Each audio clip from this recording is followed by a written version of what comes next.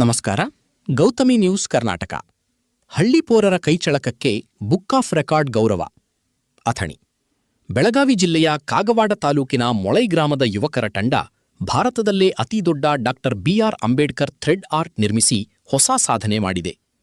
26 ವರ್ಷದ ವಿನಾಯಕ್ ಶ್ರೀನಾಥ್ ಸುತಾರ ನೇತೃತ್ವದ 9 ಸದಸ್ಯರ ತಂಡದ ಈ ಕಲಾಕೃತಿ ಇದೀಗ ಬುಕ್ ಆಫ್ ರೆಕಾರ್ಡ್ ದಾಖಲೆಗೆ ಪಾತ್ರವಾಗಿದೆ.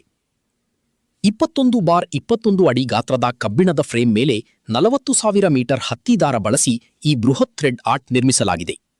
ಸುಮಾರು 3 ದಿನಗಳ ಕಾಲ ನಿರಂತರವಾಗಿ ನಡೆದ ಕಾರ್ಯದಲ್ಲಿ 210 ಕೆಜಿ ಕಬ್ಬಿಣ, 300 ಸ್ಕ್ರೂಗಳು ಹಾಗೂ 48 ಮೀಟರ್ ಬಿಳಿ ಹತ್ತಿ ಬಟ್ಟೆ ಬಳಸಲಾಗಿದೆ.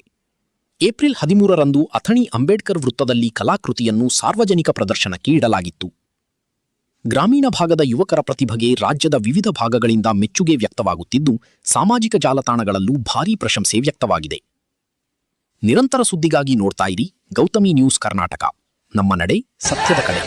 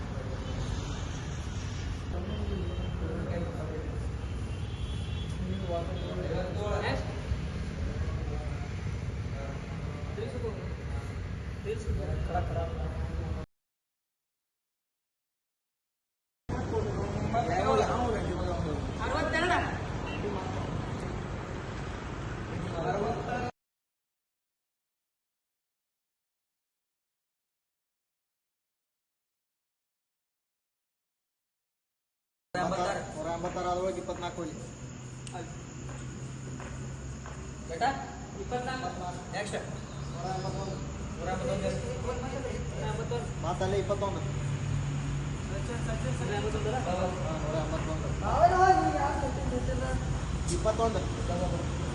ಅಲ್ಲಿ 21 171